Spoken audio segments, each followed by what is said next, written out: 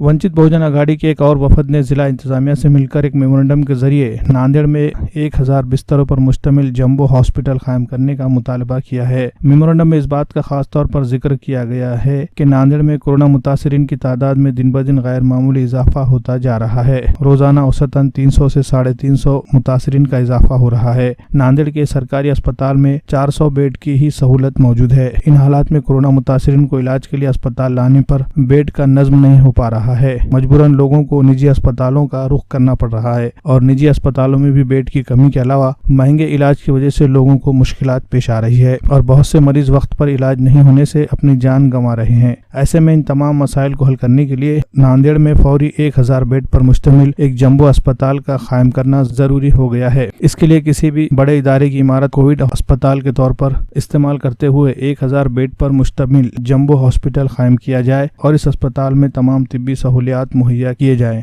अगर ये मुतालबा जल्द पूरा नहीं होता है तो इस मसले पर वंचित बहुजन आघाड़ी की जानिब से एहतजाजी तहरीक चलाने का भी इशारा दिया गया है। आज वंचित बहुजन आघाड़ी का एक शिष्टमंडल माननीय जिलाधिकारी को मुलाकात किया है। इसमें हम लोगों ने डिमांड की है कि जो नांदेड़ में कोरोना पेशेंट के साथ में कमी पड़ रही है, उनको बेड्स की सुविधा कम पड़ रही है, उनको पूरी सुविधाएं नहीं मिल पा रही है, इसलिए हम लोगों ने 1000 बेड का जंबो हॉस्पिटल बनाने की मांग यहाँ पे आज जिलाधिकारी के मार्फत पालक मंत्री और माननीय मुख्यमंत्री जी से किया है। तत्काल अगर ये हमारी मांग पूरी नहीं होती है तो आने वाले हफ्ते के दिन वंचित बहुजन आघाड़ी की जानिब से पालक मंत्री के घर पे एक बड़ी रैली जाएगी और वहाँ पे धरने आंदोलन किए जाएंगे। ही मागणी जर आमची मान्य झाली नाही तर आम्ही पालकमंत्र्याच्या घरासमोर धरणे आंदोलन करणार आहोत।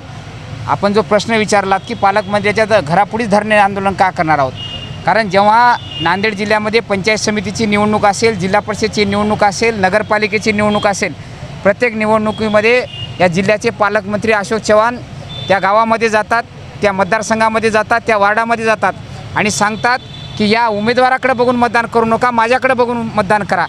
त्यामुळं आम्ही आता डायरेक्ट अशोक चव्हाणलाच, कारण मतदारांनी मतदान हे अशोक चव्हाणकडे बघून केलेलं आहे आणि त्यांच्या मागण्या पूर्ण होत नसल्यामुळं आम्ही या जिल्ह्याचे पालकमंत्री अशोकरावजी चव्हाण साहेब यांच्या घरासमोर धरणे आंदोलन करणार आहोत।